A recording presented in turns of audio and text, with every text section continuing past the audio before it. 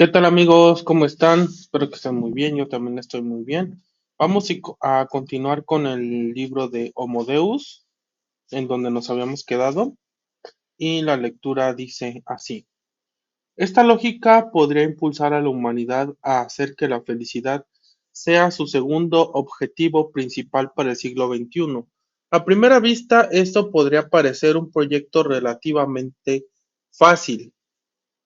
Si el hambre, la peste y la guerra están desapareciendo, si la humanidad experimenta una paz y prosperidad sin precedentes, y si la esperanza de vida aumenta de manera espectacular, sin duda todo esto hará feliz a los humanos, ¿verdad?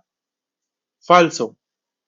Cuando Epicuro definió la felicidad como el bien supremo, advirtió a sus discípulos que para ser feliz hay que trabajar con ahínco. Los logros materiales por sí solos no nos satisfarán durante mucho tiempo.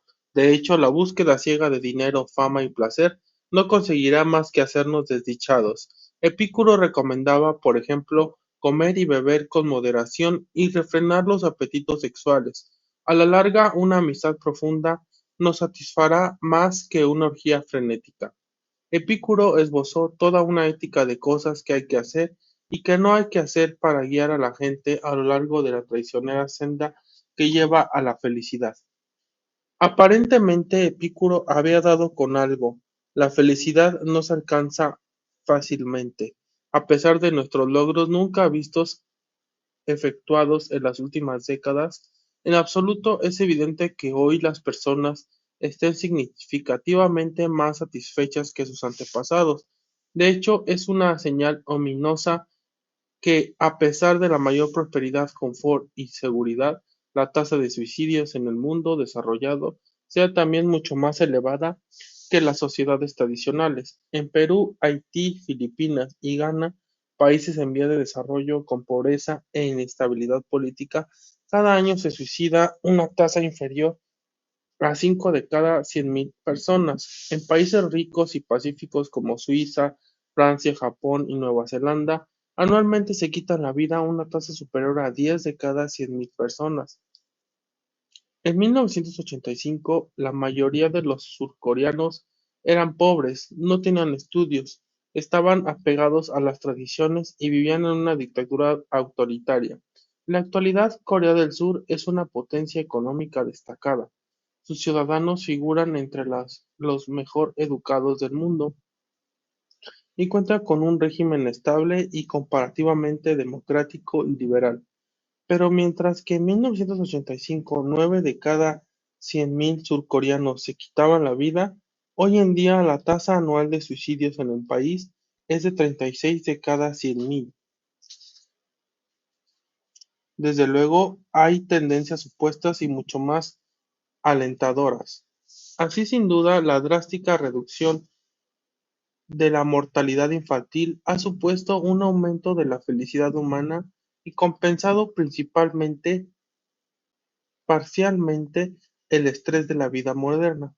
Aun así, aunque seamos algo más felices que nuestros antepasados, el aumento de nuestro bienestar es mucho mejor del que cabía esperar. En la Edad de Piedra, el humano medio tenía a su disposición 4.000 calorías de energía al día. Esto incluía no solo alimentos, sino también la energía invertida en preparar utensilios, ropa, arte y hogueras. En la actualidad, el estadounidense medio utiliza 228 calorías de energía al día, que alimentan no solo su estómago, sino también su automóvil, ordenador, frigorífico y televisor. El estadounidense medio emplea así 60 veces más energía que el cazador-recolector medio de la Edad de Piedra. ¿Es el estadounidense medio 60 veces más feliz? Haríamos bien en sentirnos escépticos ante estos panoramas de color de rosa.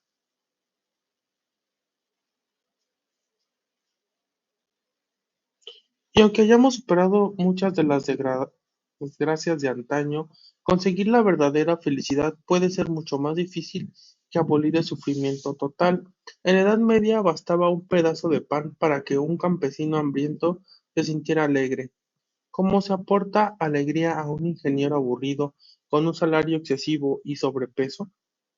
La segunda mitad del siglo XX fue una edad de oro para Estados Unidos. La victoria en la Segunda Guerra Mundial, seguida de la victoria aún más decisiva en la Guerra Fría, convirtió al país en la principal superpotencia mundial. Entre 1950 y 2000, el PIB norteamericano pasó de 2 a 12 billones de dólares. Los ingresos reales per cápita se doblaron. La píldora contraceptiva que se acababa de inventar hizo que el sexo fuera más libre que nunca. Mujeres, homosexuales, afroamericanos y otras minorías consiguieron finalmente una tajada más grande del pastel norteamericano, un alud de automóviles, frigoríficos, acondicionadores de aire, aspiradores, lavavajillas, lavadoras, teléfonos, televisores y ordenadores, todos ellos baratos, cambió la vida cotidiana hasta hacerla prácticamente irreconocible, pero varios estudios han demostrado que los niveles objetivos de bienestar en Estados Unidos en la década de 1990 seguían siendo aproximadamente los mismos que en 1950. En Japón, los ingresos reales medios se quintuplicaron entre 1958 y 1987, en una de las bonanzas económicas más céleres de la historia. Esta avalancha de riqueza, junto a miles de cambios positivos y negativos en los estilos de vida y relaciones sociales japoneses, tuvieron un impacto sorprendentemente reducido en los niveles de bienestar subjetivo del país. En la década de 1990, los japoneses estaban tan satisfechos o insatisfechos como en la década de 1950. Da la impresión de que nuestra felicidad choca contra algún misterioso techo de cristal que no le permite crecer a pesar de todos nuestros logros sin precedentes. Aunque proporcionemos comida gratis para todos, curemos todas las enfermedades y aseguremos la paz mundial, todo ello no hará añicos necesariamente ese techo de cristal. Conseguir la felicidad verdadera no va a ser mucho más fácil que vencer la vejez y la muerte. El techo de cristal de la felicidad se mantiene en su lugar sustentado en dos fuertes columnas, una psicológica, la otra biológica. En el plano psicológico, la felicidad depende de expectativas y no de condiciones objetivas. No nos satisface llevar una vida tranquila y próspera.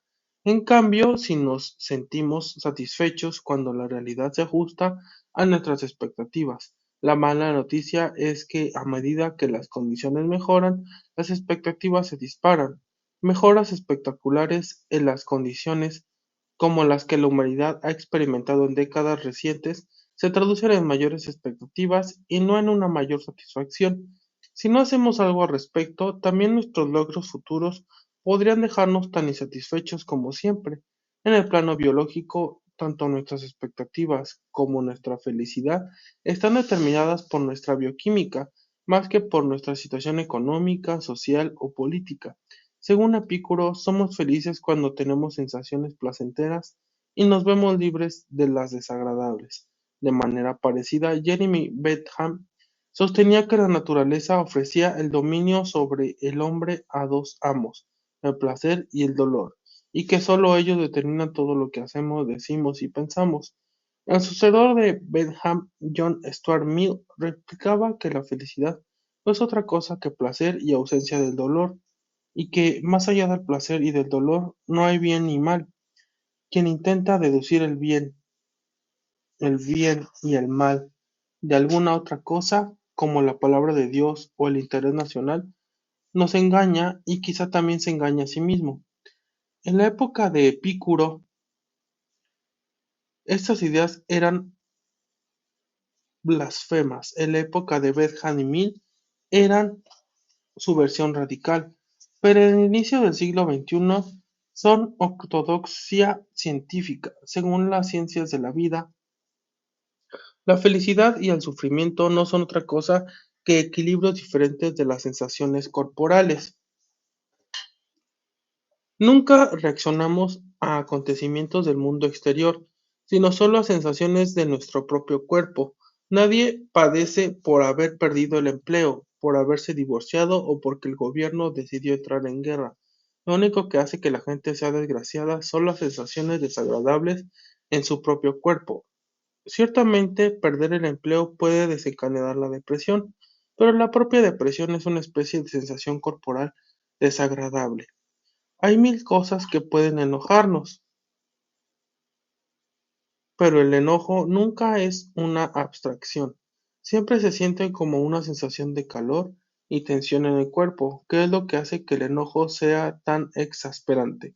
No en vano decimos que ardemos de ira. Por el contrario, la ciencia dice que nadie alcanza la felicidad consiguiendo un ascenso, ganando la lotería o incluso encontrando el amor verdadero. La gente se vuelve feliz por una cosa y solo una, las sensaciones placenteras en el cuerpo. Imagina el lector que es Mario Götze, centrocampista de la selección alemana de fútbol en la final de la Copa del Mundo de 2014 contra Argentina. Ya han pasado 113 minutos sin que se haya marcado un gol.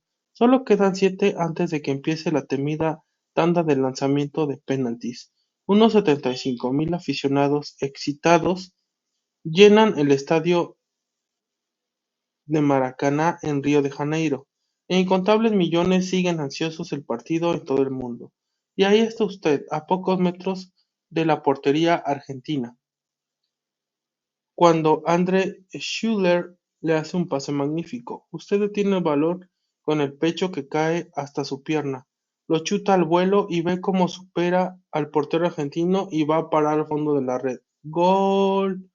El estadio erupciona como un volcán, decenas de miles de personas gritan como locos, los compañeros de equipo se abalanzan sobre usted para abrazarlo y besarlo, millones de personas en casa, en Berlín y Múnich se derrumban llorando ante las pantallas de los televisores.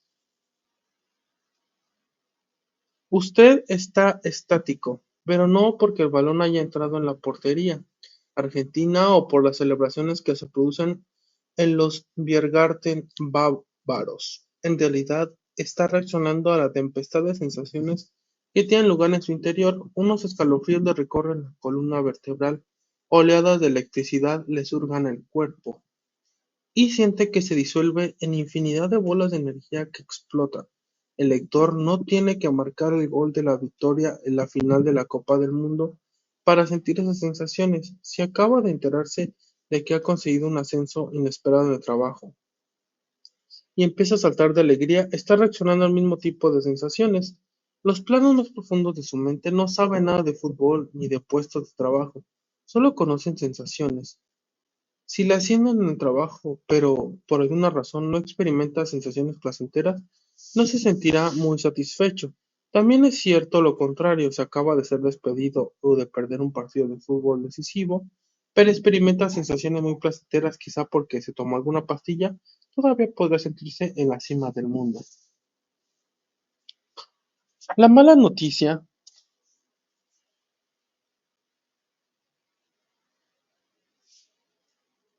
es que las sensaciones placenteras desaparecen rápidamente y más pronto o más tarde se transforman en sensaciones desagradables. Incluso marcar el gol de la victoria en la final de la Copa del Mundo no garantiza el éxtasis de por vida. En realidad, puede que todo vaya cuesta abajo desde ese momento. De manera parecida, si el año pasado conseguí un ascenso inesperado en el trabajo, puede que todavía ocupe el mismo puesto, el nuevo puesto, pero las sensaciones muy agradables que experimenté al oír la música desaparecieron al cabo de pocas horas. Si quiero volver a sentir aquellas maravillosas sensaciones, debo obtener otro ascenso y otro.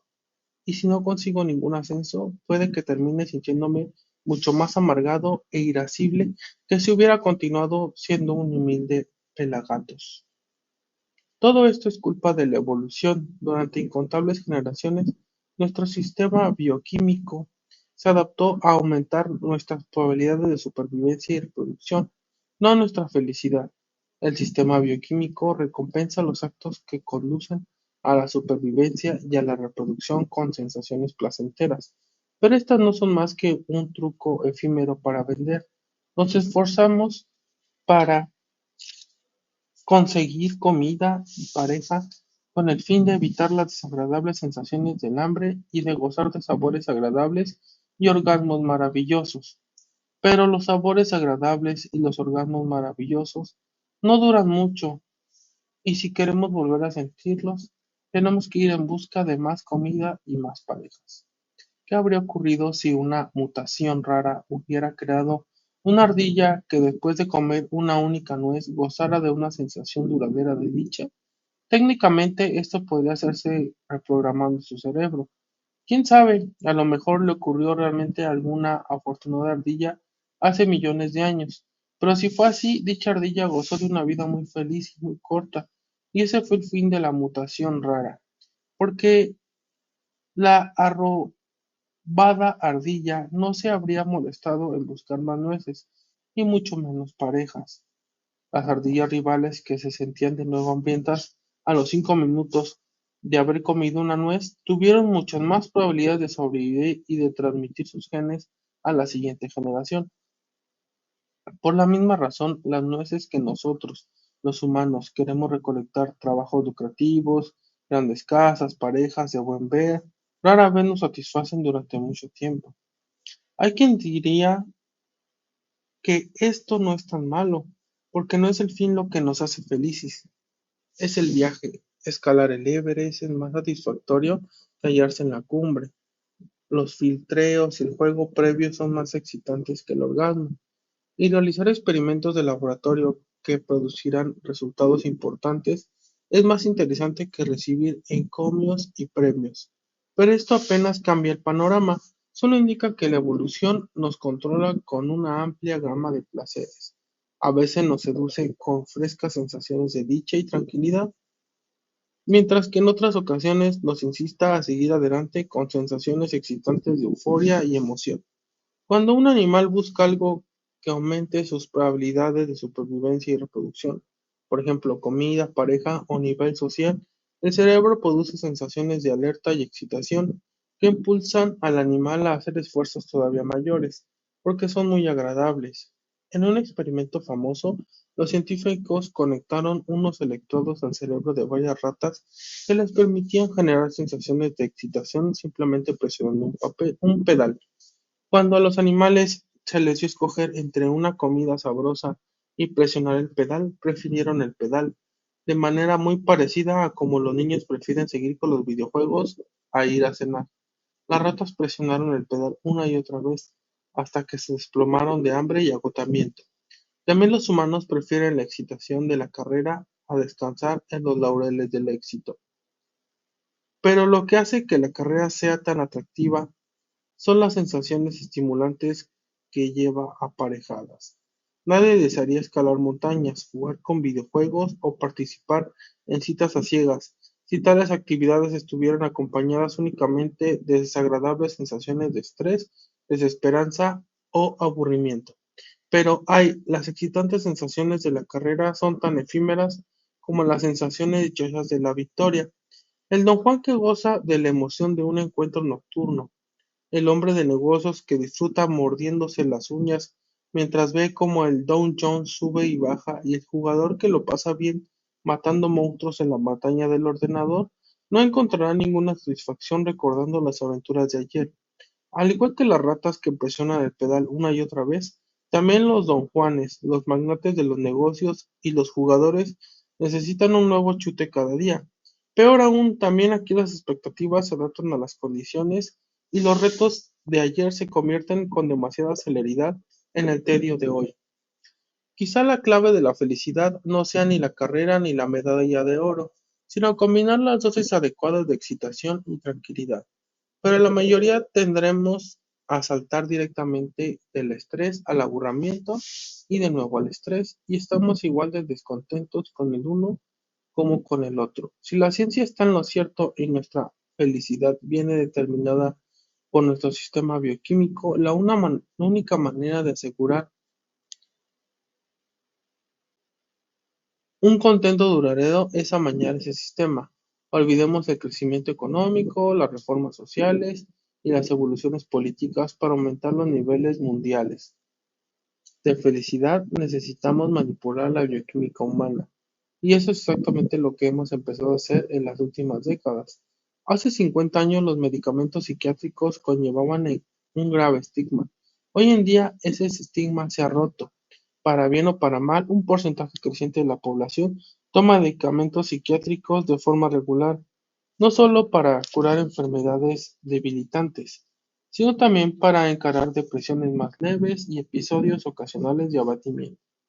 Por ejemplo, un número creciente de niños en edad escolar toma estimulantes tales como el Ritalin. En 2011, 3.5 millones de niños norteamericanos se medicaban contra el TDAH, trastorno de déficit de atención con hiperactividad. En el Reino Unido, la cantidad pasó de 92.000 en 1997 a 786.000 en 2012. El objetivo inicial había sido tratar los trastornos de atención, pero en la actualidad niños completamente sanos toman esta medicación para mejorar el rendimiento y estar a la altura de las crecientes expectativas de profesores y padres. Son muchos los que se quejan ante esta situación y aducen que el problema reside más en el sistema educativo que en los niños. Si los alumnos adolecen de trastornos de atención y estrés y sacan malas notas, quizá debiéramos achacarlo a métodos de enseñanza anticuados, a clases abarrotadas y a un ritmo de vida artificialmente rápido. Quizá debiéramos cambiar las escuelas y no a los niños. Es interesante ver cómo han evolucionado los argumentos. La gente ha estado discutiendo acerca de los métodos educativos miles de años, ya fuera en la China antigua o en la Gran Bretaña victoriana, todo el mundo tenía su método preferido y se oponía con vehemencia a todas las alternativas, pero hasta la fecha todos han estado de acuerdo en una cosa: para mejorar la educación necesitamos cambiar las escuelas. En la actualidad, por primera vez en la historia, al menos algunos creen que sería más eficaz cambiar la bioquímica de los alumnos. Los ejércitos se encaminan por la misma senda. El 12% de los soldados norteamericanos que estaban en Irak y el 17% de los que estaban en Afganistán tomaban pastillas para dormir o antidepresivos para sobrellevar la depresión y la angustia de la guerra. El miedo, la depresión y el trauma no los causan proyectiles, minas de tierra o coches bomba, los causan hormonas, neurotransmisores y redes neuronales.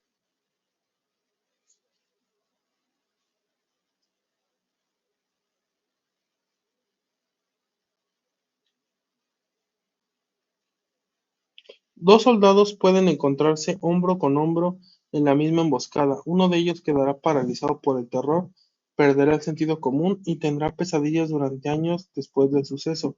El otro cargará valerosamente contra el enemigo y ganará una medalla. La diferencia estriba en la bioquímica de los soldados, y si encontramos maneras de controlarla, produciremos a la vez soldados más felices y ejércitos más eficaces. La búsqueda de la felicidad mediante la bioquímica es también la causa número uno de la criminalidad en el mundo. En 2009, la mitad de los reclusos de las prisiones federales de Estados Unidos habían ingresado en ella debido a las drogas. El 38% de los prisioneros italianos cumplían condena por delitos relacionados con drogas. El 55% de los presos del Reino Unido informaron que habían cometido sus crímenes en relación con el consumo o con el tráfico de drogas. Un informe de 2001 indicaba que el 62% de los convictos australianos se hallaban bajo la influencia de drogas cuando cometieron el crimen por el que fueron encarcelados. Las personas beben alcohol para olvidar, fuman marihuana para sentirse en paz y consumen cocaína y metanfetaminas para sentirse poderosos y seguros. Mientras que el éxtasis les proporciona sensaciones de euforia y el LSD los envía a encontrarse con Lucy in the Sky with Diamonds, lo que algunas personas esperan obtener estudiando, trabajando o sacando adelante a una familia, y otras intentan obtenerlo de manera mucho más fácil mediante la adecuada administración de moléculas. Esto constituye una amenaza existencial al orden social y económico, razón por la que los países libran una guerra tenaz, sangrienta y desesperada contra el crimen bioquímico. El Estado confía en regular la búsqueda bioquímica de la felicidad al separar las malas manipulaciones de las buenas. El principio está claro: las manipulaciones bioquímicas que refuerzan la estabilidad política, el orden social y el crecimiento económico se permiten, incluso se fomentan. Por ejemplo, las manipulaciones que calman a los niños hiperactivos en la escuela o que hacen avanzar a los soldados en la batalla.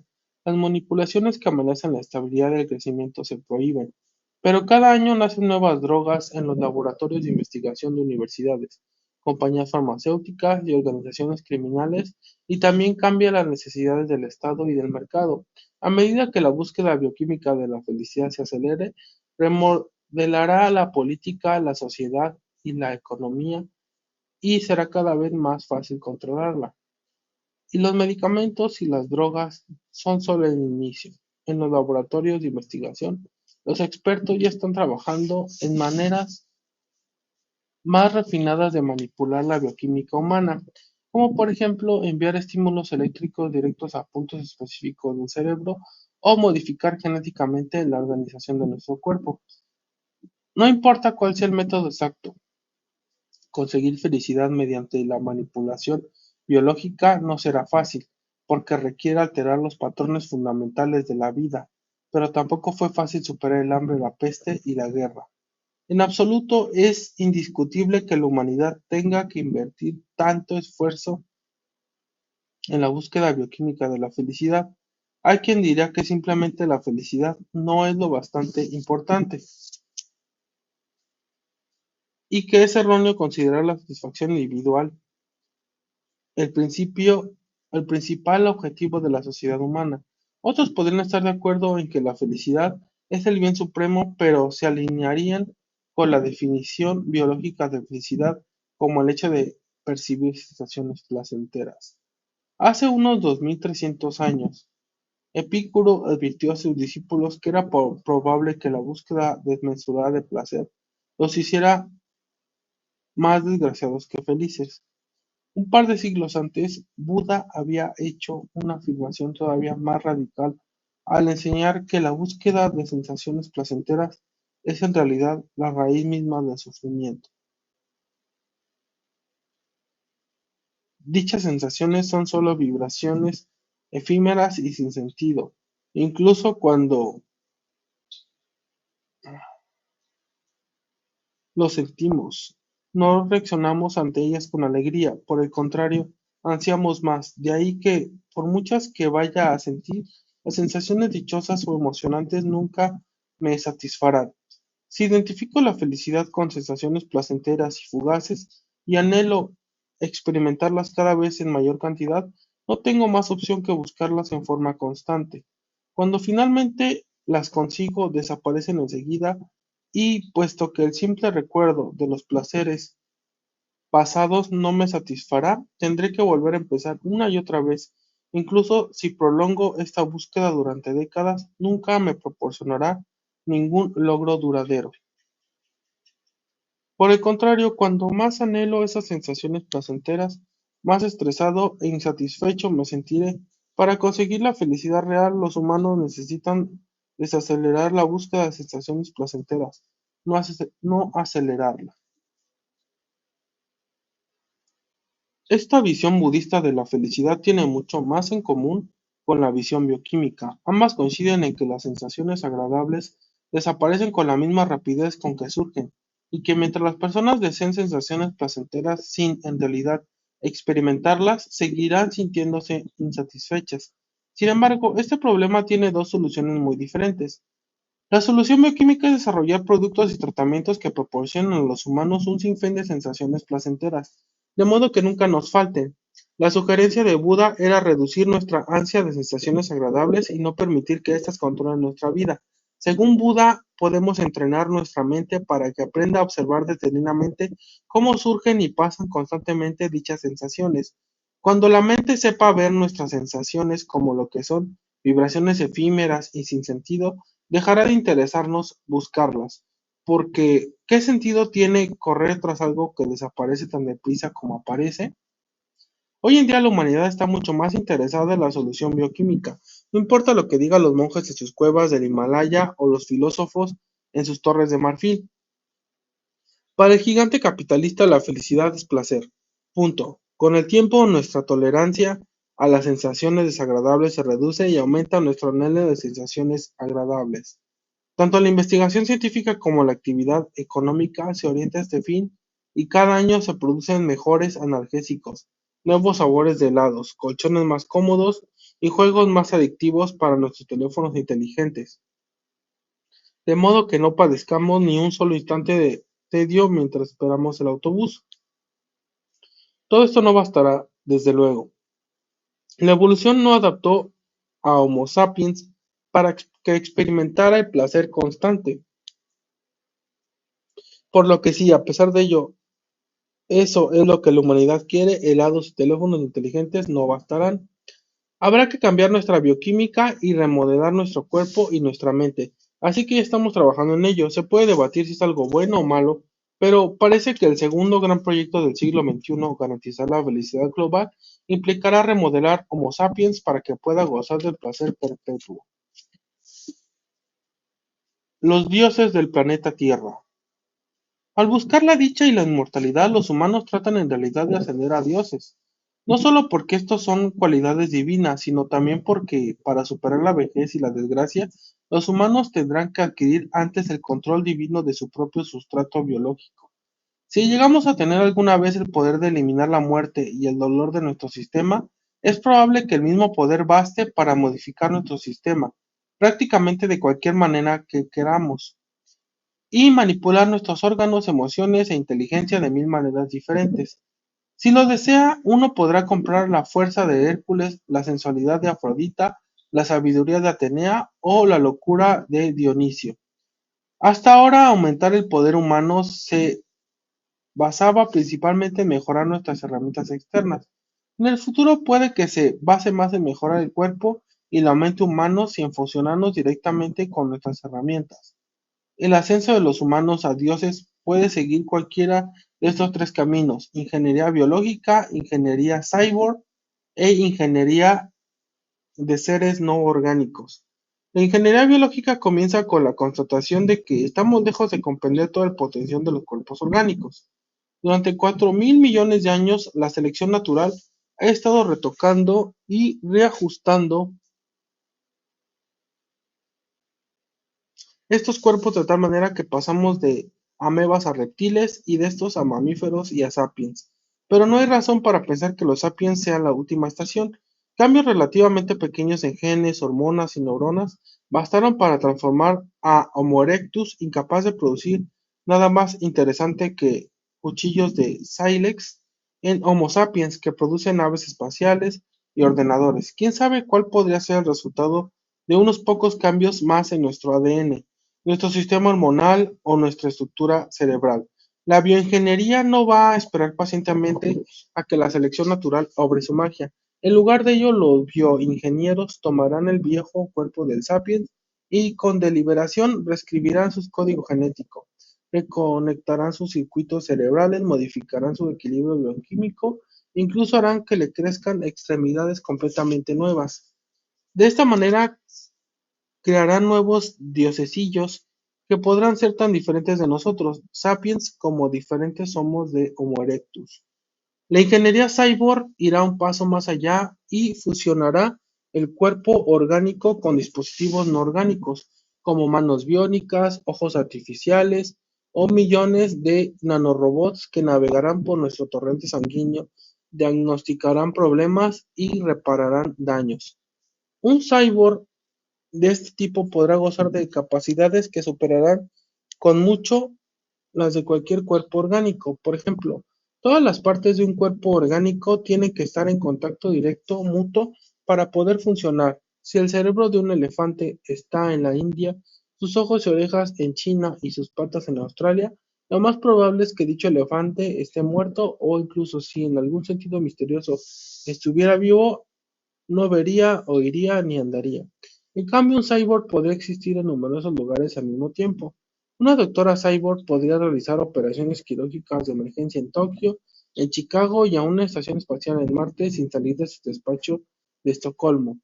Solo necesitaría una conexión rápida a Internet y unos cuantos pares de ojos y manos biónicos. Pero pensándolo bien, ¿por qué pares?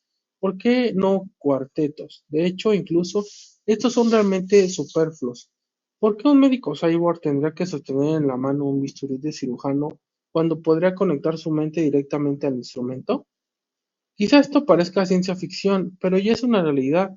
Recientemente unos monos han aprendido a controlar manos y pies biónicos no conectados a su cuerpo mediante electrodos implantados en el cerebro. Pacientes imposibilitados son capaces de mover extremidades biónicas o de utilizar ordenadores solo con el poder de la mente. Si uno quiere, ya puede controlar a distancia los dispositivos eléctricos de su casa utilizando un casco eléctrico que lee la mente. El uso del casco no requiere implantes cerebrales.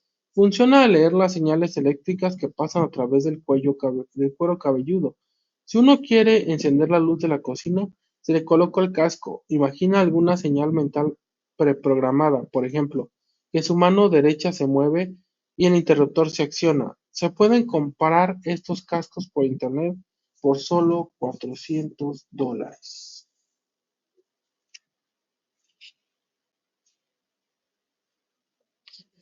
A principios de 2015, a varios centenares de trabajadores del Centro de Alta Tecnología Epicenter en Estocolmo se les implantaron microchips en las manos.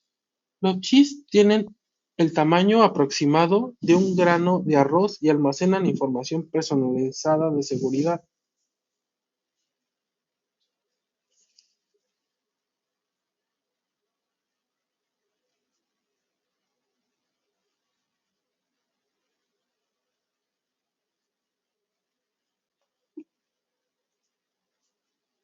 Los chips tienen el tamaño aproximado de un grano de arroz y almacenan información personalizada de seguridad que permite a los trabajadores abrir puertas y usar fotocopiadoras con un simple movimiento de la mano. Espera que pronto puedan efectuar pagos de la misma manera. Una de las personas que hay detrás del proyecto, Heinz Hoblat, explica: ya estamos interactuando con la tecnología continuamente. En la actualidad es un poco farragoso. Necesitamos códigos PIN y contraseñas. ¿No sería más fácil simplemente tocar con la mano? Pero incluso la ingeniería cyborg es relativamente conservadora. Ya queda por hecho que los cerebros orgánicos seguirán siendo los centros de mando y control de la vida. Un enfoque más audaz prescribe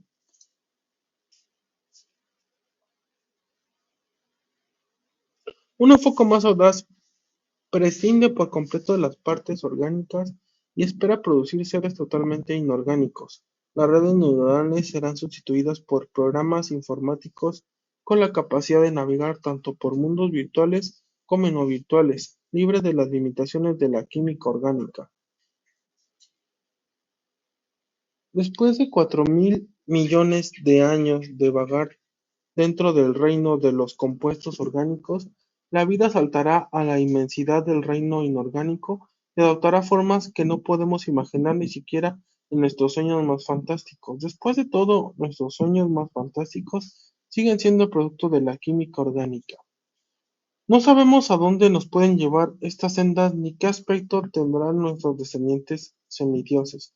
Pronosticar el futuro nunca fue fácil y las tecnologías revolucionarias hacen que sea aún más arduo, porque por difícil que sea predecir el impacto de las nuevas tecnologías en ámbitos como el transporte, la comunicación y la energía, las tecnologías para mejorar a los humanos plantean un tipo de reto completamente distinto. Puesto que pueden emplearse para transformar las mentes y los deseos humanos, la gente que tiene la mente y los deseos actuales no puede, por definición, desentrañar sus implicaciones. Durante miles de años, la historia ha estado llena de turbulencias tecnológicas, económicas, sociales y políticas, pero algo permaneció inalterable: la propia humanidad. Nuestros utensilios e instituciones son muy diferentes de los de la época bíblica, pero las estructuras profundas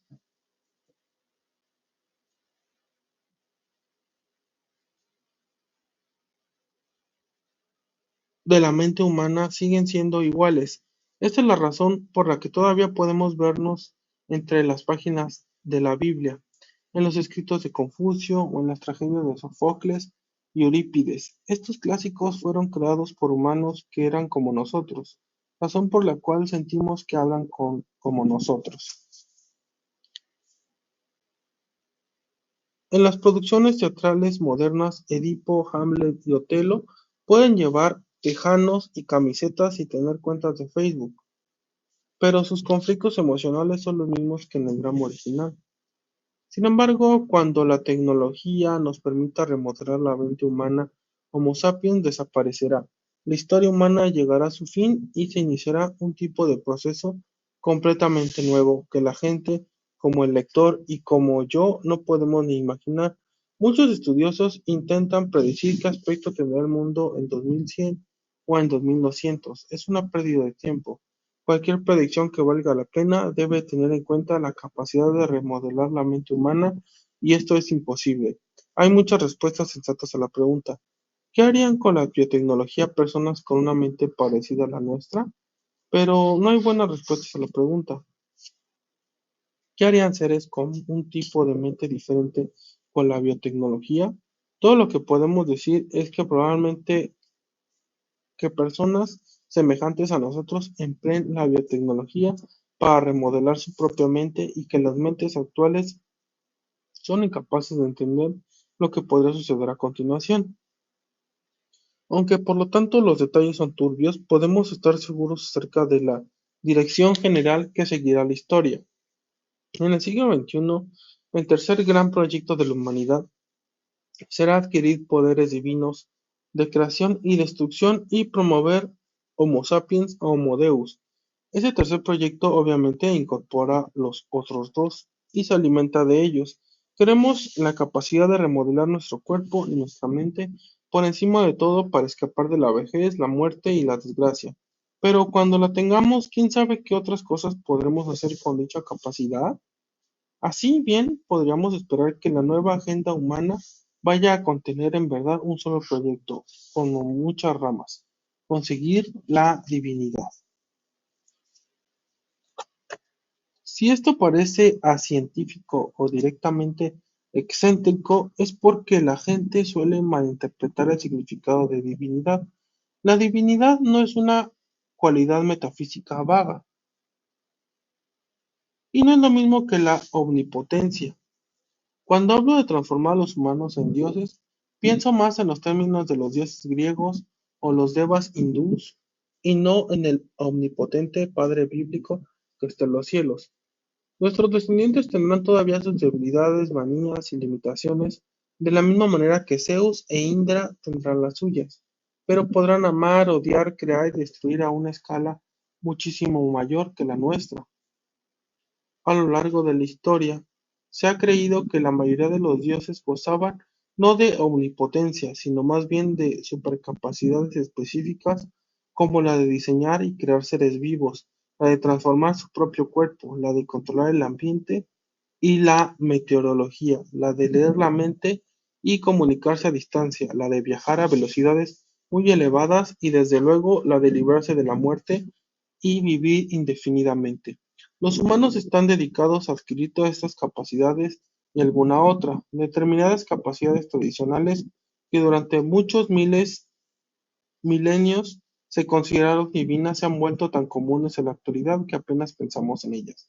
La persona media se desplaza y se comunica a distancia hoy en día mucho más fácilmente que los dioses griegos, hindús o africanos de la antigüedad. Por ejemplo, el pueblo Igbo de Nigeria cree que Chugbu, el dios creador, inicialmente quería hacer inmortal a la gente. Envió un perro a que dijera a los humanos que cuando alguien muriera debía esparcer ceniza sobre el cadáver y así el cuerpo volvería a la vida. Lamentablemente el perro estaba cansado y se entretuvo por el camino. El impaciente Chugbu envió entonces una oveja y le dijo que se apresurara a transmitir este importante mensaje. Lamentablemente la jadeante oveja llegó a su destino, confundió las instrucciones y dijo a los humanos que enterraran a sus muertos, con lo que la muerte se hizo permanente. Esta es la razón por la que, hasta el día de hoy, los humanos debemos morir. Ay, si Chugbu hubiera dispuesto de una cuenta de Twitter en lugar de tener que confiar en perros holgazanes y ovejas tontas para enviar sus mensajes. En las antiguas sociedades agrícolas, muchas religiones sorprendentemente mostraron poco interés por cuestiones metafísicas y del más allá, y sí por el tema mucho más mundano de aumentar la producción agrícola. Así, el Dios del Antiguo Testamento nunca promete ninguna recompensa o castigo después de la muerte, pero en cambio sí promete al pueblo de Israel: si vosotros obedecéis los mandatos que yo os prescribo, yo daré a vuestra tierra la lluvia de su tiempo, y tú cosecharás no trigo, tú mosto y tú aceite. Yo daré también hierba a tus campos para tus ganados, y de ellos comerás y te saciarás. Pero cuidad mucho de que no se deje seducir vuestro corazón, y desviándonos sirváis a otros dioses y os prosternéis ante ellos, porque la cólera de Yahvé se encendería contra vosotros, y cerraría el cielo, y no habría más lluvia, y la tierra no daría más frutos, y desapareceríais presto de la buena tierra de Yahvé os da. Deuteronomio 11, 13, 17. Hoy en día los científicos pueden hacerlo mucho mejor que el Dios del Antiguo Testamento, gracias a fertilizantes artificiales, a insecticidas industriales y a plantas modificadas genéticamente. La producción agrícola en la actualidad supera las mayores expectativas que los antiguos granjeros tenían de sus dioses, y el sediento Estado de Israel ya no teme que alguna deidad enfurecida cierre los cielos y detenga la lluvia, porque los israelíes han construido recientemente una enorme planta desalinizadora en las costas del Mediterráneo, y así ahora pueden obtener del mar todo el agua potable que necesitan. Hasta ahora hemos competido con los dioses de la antigüedad con la creación de herramientas cada vez mejores. En un futuro no muy lejano podremos crear superhumanos que aventajen a los antiguos dioses no en sus herramientas, sino en sus facultades corporales y mentales. Sin embargo, si llegamos a ese punto, la divinidad sería algo tan mundano como el ciberespacio, una maravilla de maravillas que simplemente ya damos por hecho. Podemos estar muy seguros de que los humanos apostarán por la divinidad, porque los humanos tienen muchas razones para desear esta mejora, y también muchas maneras de conseguirla, incluso si una senda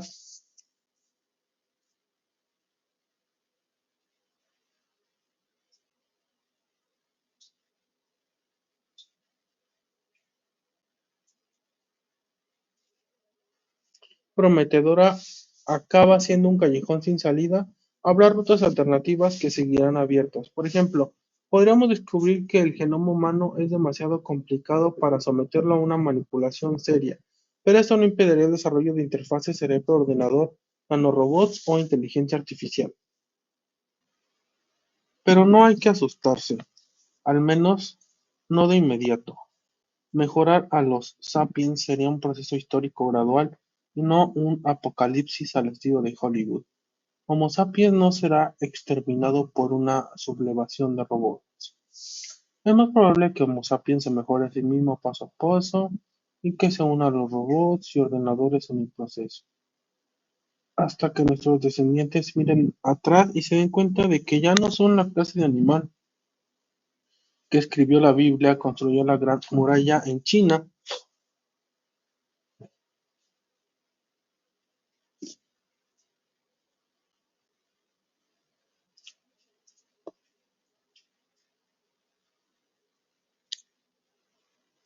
y se rió con las gracias de Charlie Chaplin. Esto no ocurrirá en un día ni en un año. De hecho, ya está ocurriendo por medio de innumerables actos mundanos todos los días.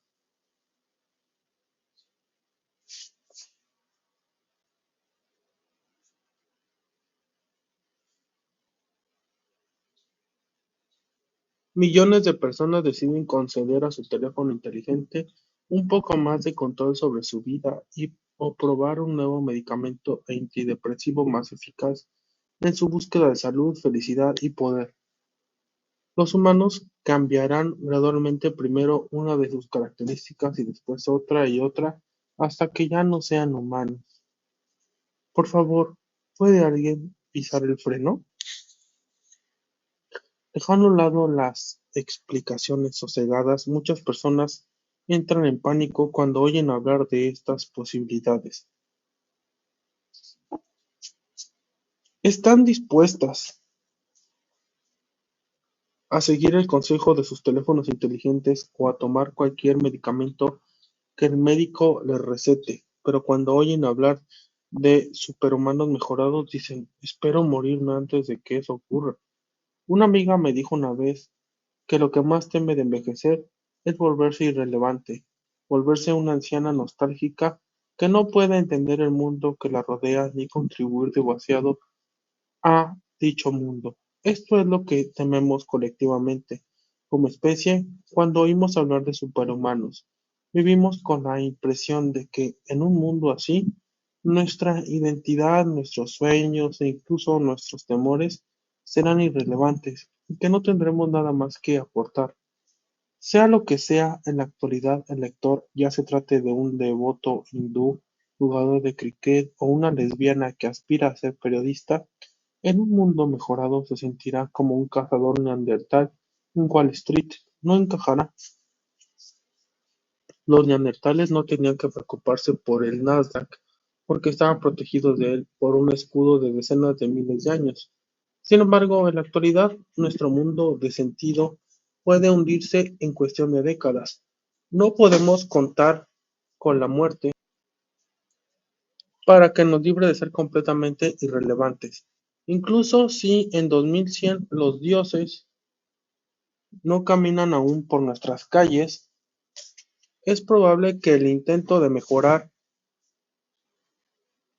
Si hablamos con los expertos, muchos de ellos nos dirán que todavía estamos muy lejos de los bebés modelados genéticamente o de la inteligencia artificial a nivel humano. Pero la mayoría de los expertos piensan en una escala temporal de proyectos académicos y puestos de trabajo en universidades. De ahí que no muy lejos pueda significar 20 años y nunca pueda denotar no más de 50. Aún recuerdo la primera vez que me topé con Internet, ocurrió en 1993, cuando estudiaba en el instituto. Fui con un par de compañeros a visitar a nuestro amigo Ido, que ahora es científico informático. Queríamos jugar al tenis de mesa. Ido ya era un gran aficionado a los ordenadores, y antes de abrir la mesa de ping-pong insistió en mostrarnos la última maravilla. Conectó el cable del teléfono al ordenador y puso algunas teclas. Durante un minuto lo único que oímos fueron chirridos, crujidos y zumbidos y después silencios. No funcionó. Mascullamos y refunfuñamos, pero Ido volvió a intentarlo. Y otra vez y otra. Y al final exclamó ¡Hurra! Y anunció que había conseguido conectar su ordenador al ordenador central de la universidad, que estaba cerca. ¿Y qué hay ahí en el ordenador central? Preguntamos. Bueno, admitió, allí todavía no hay nada, pero se puede introducir todo tipo de cosas. ¿Cómo qué? Preguntamos. No lo sé, dijo, todo tipo de cosas. No parecía algo muy prometedor. Fuimos a jugar al ping-pong y durante las siguientes semanas disfrutamos de un nuevo pasatiempo, burlarnos de la ridícula idea de Ido. De esto hace menos de 25 años, en el momento de escribir estas líneas. ¿Quién sabe qué ocurrirá dentro de 25 años? Esta era la razón por la que cada vez más individuos, organizaciones, empresas y gobiernos se toman muy en serio la búsqueda de la inmortalidad, la felicidad y los poderes divinos. Compañías de seguros, fondos de pensiones, sistemas de salud y ministerios de economía ya están aterrados por el salto de la esperanza de vida. La gente vive mucho más tiempo de lo que se espera y no hay dinero para pagar las pensiones y los tratamientos médicos. A medida que los 70 años de edad amenazan con convertirse en los nuevos 40, los expertos piden que se aumente la edad de la jubilación y que se reestructure todo el mercado laboral. Cuando la gente se dé cuenta de lo rápidamente que nos precipitamos.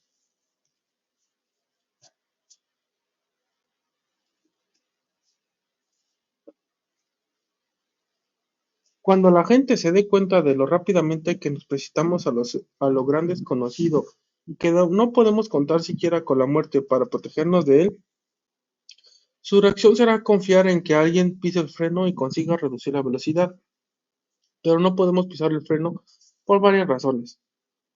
En primer lugar, nadie sabe dónde está el freno. Aunque algunos expertos están familiarizados con los avances en un ámbito determinado, sea este la inteligencia artificial, la nanotecnología, los datos masivos, el Big Data o la genética, nadie es un experto en todos ellos. Por lo tanto, nadie es realmente capaz de conectar todos los puntos y ver la imagen entera. Diferentes ámbitos se influyen entre sí de formas tan intrincadas que ni las mentes más brillantes son capaces de adivinar cómo podrían impactar los descubrimientos en inteligencia artificial en la tecnología o viceversa. Nadie puede absorber todos los últimos descubrimientos científicos.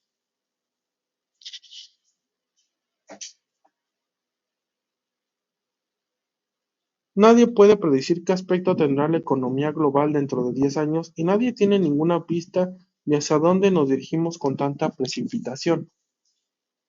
Puesto que ya nadie entiende el sistema, nadie puede detenerlo. En segundo lugar, si de alguna manera consiguiéramos pisar el freno, nuestra economía se derrumbaría junto con nuestra sociedad.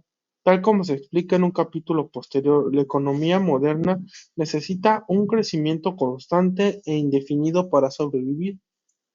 Si el crecimiento llegara a detenerse, la economía no se asentaría en un cómodo equilibrio, caería a pedazos. Esta es la razón por la que el capitalismo nos anima a buscar la inmortalidad, la felicidad y la divinidad, la cantidad de zapatos que podemos ponernos. La cantidad de coches que podemos conducir y la cantidad de fines de semana que podemos disfrutar de la nieve tienen un límite. Una economía construida sobre el crecimiento perpetuo necesita proyectos interminables, exactamente como la búsqueda de la inmortalidad, la dicha y la divinidad. Pues bien, si necesitamos proyectos interminables, ¿por qué no conformarnos con la dicha y la inmortalidad y al menos dejar a un lado la aterradora búsqueda de poderes sobrehumanos? Porque esta es tan indivisible de las otras dos. Si se desarrollan piernas biónicas que permitan a los parapléjicos volver a andar, la misma tecnología puede utilizarse para mejorar a la gente sana. Si se descubre cómo detener la pérdida de memoria en los ancianos, los mismos tratamientos podrían potenciar la memoria de los jóvenes.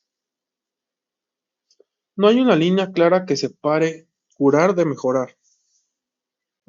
La medicina casi siempre empieza salvando a las personas de caer por debajo de la norma, pero las mismas herramientas y conocimientos pueden usarse entonces para sobrepasar la norma. La Viagra empezó su vida como un tratamiento para problemas de tensión arterial. Para sorpresa y deleite de Pfizer, resultó que la Viagra también puede vencer la impotencia.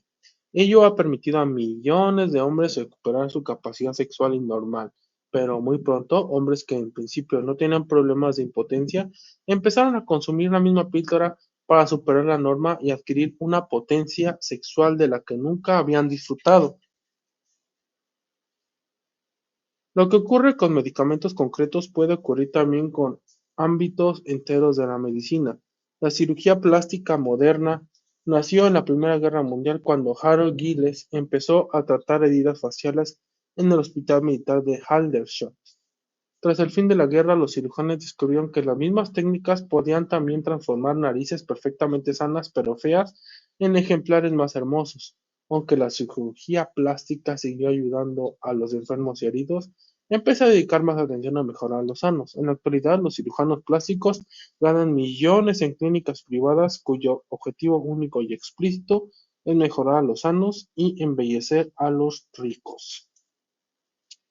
Lo mismo puede ocurrir con la ingeniería genética. Si un multimillonario declarase abiertamente su intención de producir hijos superinteligentes, podemos imaginar las protestas públicas que se desatarían. Pero no ocurriría así, es más probable que nos deslicemos por una pendiente resbaladiza. La cosa empieza con padres cuyo perfil genético pone a sus hijos en gran peligro de sufrir enfermedades genéticas mortales. Por ello, realizan fecundaciones in vitro y comprueban el ADN del óvulo fecundado.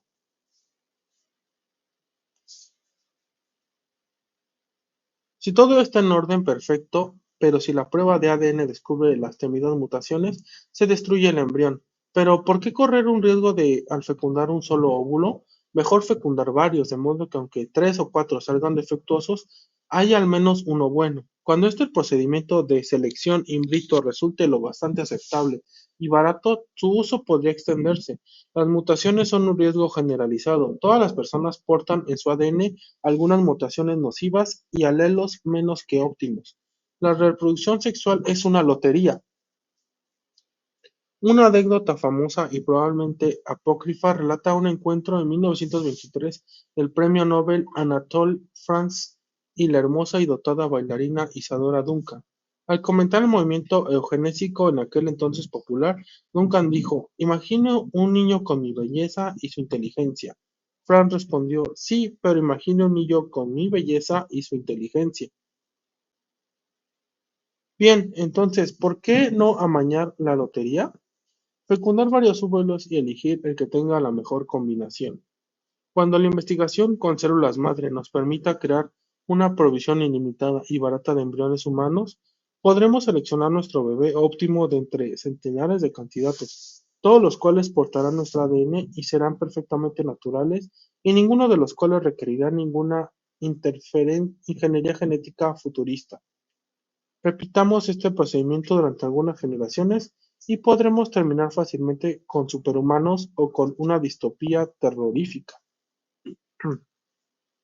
Pero, ¿qué ocurre si, incluso después de haber fecundado numerosos óvulos, encontramos que todos ellos contienen algunas mutaciones letales?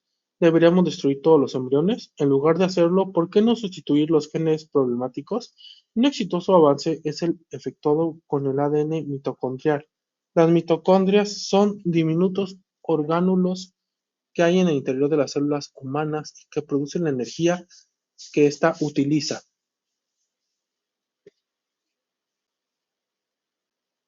Tienen sus propias dotaciones de genes, completamente separada del ADN del núcleo celular. El ADN mitocondrial defectuoso da lugar a varias enfermedades debilitantes e incluso letales. Es técnicamente posible, con la tecnología in vitro de hoy en día, superar las enfermedades genéticas mitocondriales mediante la creación de un bebé de 3 progenitores. El ADN nuclear del bebé procede de 2 progenitores, mientras que el ADN mitocondrial procede de una tercera persona. En el año 2000, Sharon Saarinen de West Bloomfield, Michigan, dio a luz un bebé sano, una niña Alana. El ADN nuclear de Alana procedió de su madre, Sharon, y de su padre, Paul, pero su ADN mitocondrial procedía de otra mujer. Desde una perspectiva puramente técnica, Alana tiene 3 progenitores biológicos. Un año después, en 2001, el gobierno de Estados Unidos prohibió este tratamiento debido a inquietudes relacionadas con la seguridad y la ética. Sin embargo, el 3 de febrero de 2015, el Parlamento británico votó a favor de la llamada Ley de los 3 progenitores, que permitía este tratamiento y la investigación asociada a él en el Reino Unido. Por el momento es técnicamente imposible e ilegal sustituir el ADN nuclear, pero si se resuelven las dificultades técnicas, la misma lógica que favoreció la sustitución de ADN mitocondrial defectuoso parece que justifica